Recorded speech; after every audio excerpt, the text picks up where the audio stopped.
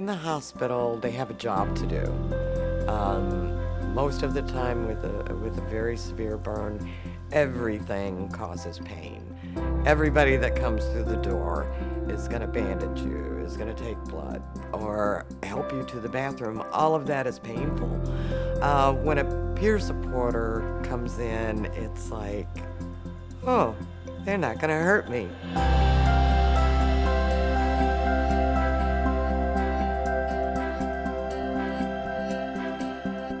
I think I was just in the hospital and one of the nurses asked would I be open to somebody coming in and talking, and I said yeah, because nothing else was really working, so I did that, and it helped a lot. Most hospitals and doctors are into prescribing medications. You know, when you bring someone hope, there's no prescription for that. You can't get hope in a bottle or get it at CVS. It's something we bring as the element of hope, which for many is what they need in a very dark hour. I get a lot of support from my family. They're great. But with another burn survivor, we can connect where my family and I cannot. Because when I see someone with this or this, then they're here already. Burn injuries come with extensive physical and emotional challenges.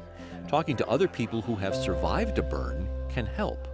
The peer support gives you, the patient, some insight into what's it like when you return home to your family.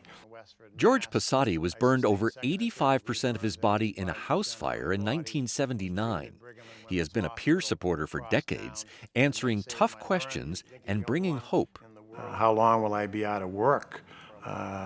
Does this itching ever stop? Will my wife still want to be intimate with me? Those, for many, are the toughest parts of adjusting from burns, is the social, psychological issues. The pain eventually goes away, but the emotional scars may last forever.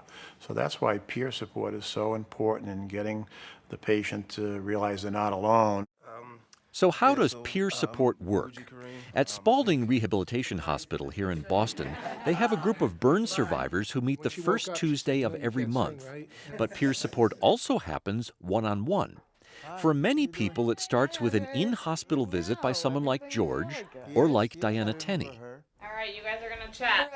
In 2010, Diana was burned over 90% of her body while trying to burn brush in her backyard.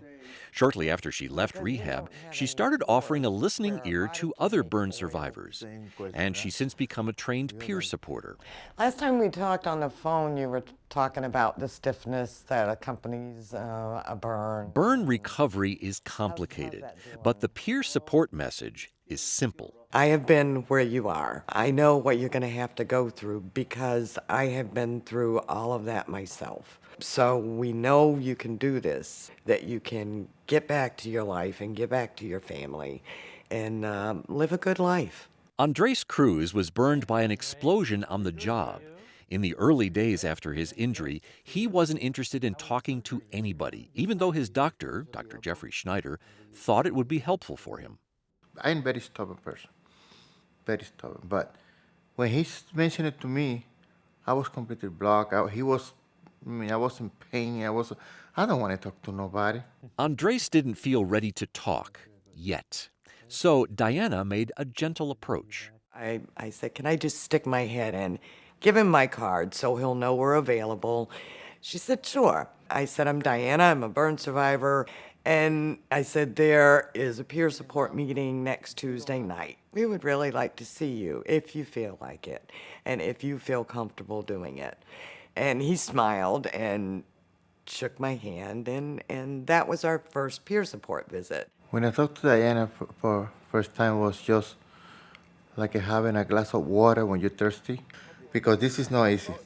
You get up in the morning, you try to do things, you cannot even sometimes wash your own face, you gotta get somebody to, it's a lot of things that blocking you, but if you're still thinking about that conversation with Diana, that made my day. I'm very grateful to talk to her. Andres and his girlfriend, Rafaela, have been coming to the group meetings. Peer support can be just as important for family members as it is for survivors. Because when they're sitting in the hospital, all they're hearing is the worst. Oh, what's going on, the scars, the operations. He could die from infection, his kidney failure. He's in a medically induced coma, so the family is overwhelmed. Looking back at it, I don't even know how I did it. You know, it was very, very difficult. Diana's fiancé is Jerry LaPeria. He was in the same fire as Diana but sustained smaller burns. He visited her in the hospital every day for the many months that Diana was in a coma. Dr. Ryan kept telling me that I needed to go speak with somebody that was a burn survivor, and I rejected the idea. I said, no, I don't need it, you know. And it was because of, you know, the fear that I didn't want to see how badly burned that burn survivor was, maybe, or that I was just, you know, I was going to go it alone. Jerry eventually agreed to talk with Mylene Larson, who was burned in a substation explosion in 2001. When I met Mylene, I could see that she understood both sides of the equation. She knew how I felt, and she knew what Diana was going through. And she told me that, you know, I'm there for you. If you need to call me, call me. I can handle anything. Mylene and Jerry are friends now, and they still talk about the burn. Here, Jerry remembers visiting Diana after she first saw herself in the mirror. She said, I saw myself today in the mirror. And I said, okay. Well, eventually, it's inevitable. Eventually, you have to see yourself in the mirror, you know? And she goes, I'm really bad. And I said, well, you had a traumatic burn. And she says, how can you love me like that? This is kind of tough. She said, how can you love me like this? I said, I love you. You know, what have you lost? All you've lost is a little skin. You haven't lost you. You're still you. I didn't love you for only the way you looked. I love you for the person that you are. Every person impacted by a burn injury has to come to terms with the losses caused by the burn. For Muji Karim, it was a promising football career at the University of New Hampshire. He lost both of his legs due to a traumatic burn from a car crash in 2011. I'd been an athlete my whole life. You can imagine sort of the thoughts going through my head, being this guy who used to be a really good athlete, and I just lost my legs, and that was tough for me to sort of get over. It was probably about 6 weeks after my accident.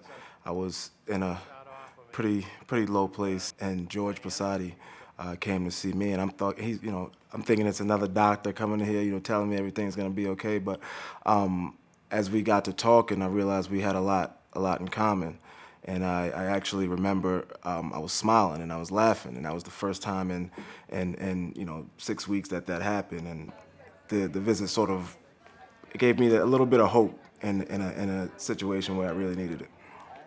After talking with George one-on-one, Muji eventually agreed to try the group meeting. I had to get literally dragged out of the room to go my first time. I didn't want to see anybody. I didn't want to go out my room. I definitely didn't want to explain my story or how I felt to anybody. And Rachel, who was my nurse at the time, she just kept chirping in my ear that I was going, like leading up to it. She's like, it's this Tuesday. It's like, Rachel, I'm not going. And then I finally just like, okay, all right, I'll do it. When I went, like Diana said, it was people laughing, everybody just having a good time, and the acceptance was there. And it had a huge effect on me moving forward, and that's why it's been such a big part of my life now. They always told me, you don't have to say anything. You don't even have to introduce yourself or tell your story. A lot of people, when they first get burned, the story brings back too much trauma of how they got burned. So we don't even ask that. Just being around other burn survivors, because we say nobody knows what a burn survivor goes through unless they are a burn survivor. I got my first operation yesterday for my arm. At a meeting, oh, wow, Actually, why don't you ask me what we don't talk about? Because we talk about everything. We talk about pains, we talk about pain medication, we talk about the different hospitals. we This talk about the talking is a nurses, powerful what force we talk against about- isolation. I was burned October 13, 2005. Ran $1 million trucking company, had the life everybody dreams of. 4.5 months in a coma. I lost everything that I've ever worked for. Divorced, lost the kids, house, trucking company, was homeless twice, and I've been hiding for a pretty long time, up until March or April when I spoke to George. He hooked me up with Diane and Jerry, and the three of them saved my life because I was getting ready to end it. Peer support can be valuable at any time after a burn injury, even years later. Sometimes the challenge is finding that support. That's where the Phoenix Society comes in. It's an international network of peer support for burn survivors. I think the important part of peer support is that it breaks the isolation.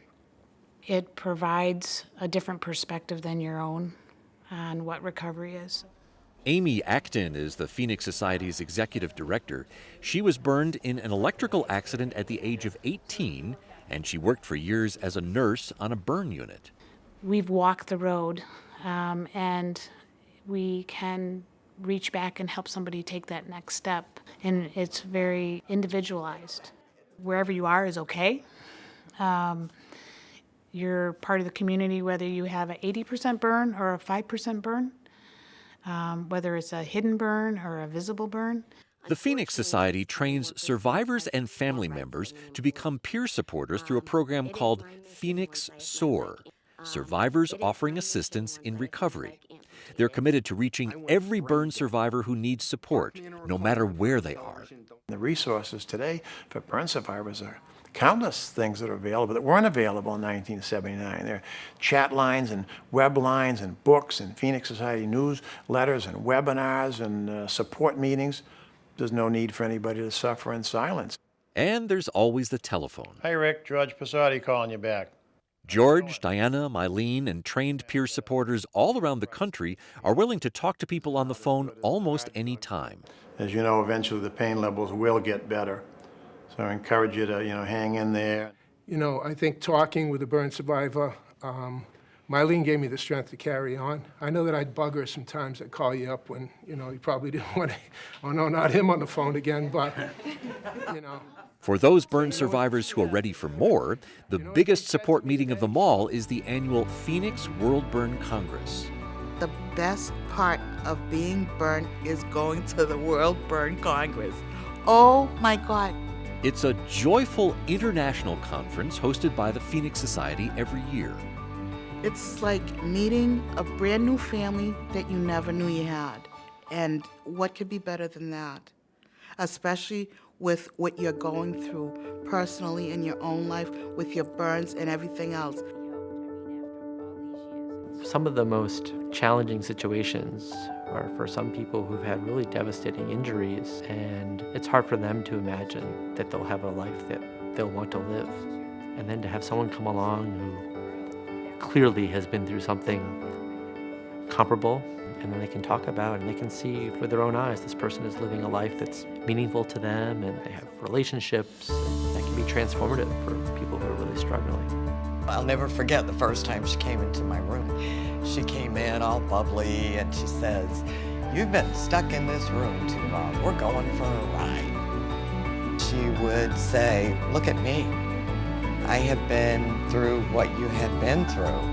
And here I am today wheeling you around." How are you? Love you. Love you. Hi, handsome. Yes, I have scars, but I have a good life and I'm grateful for that life.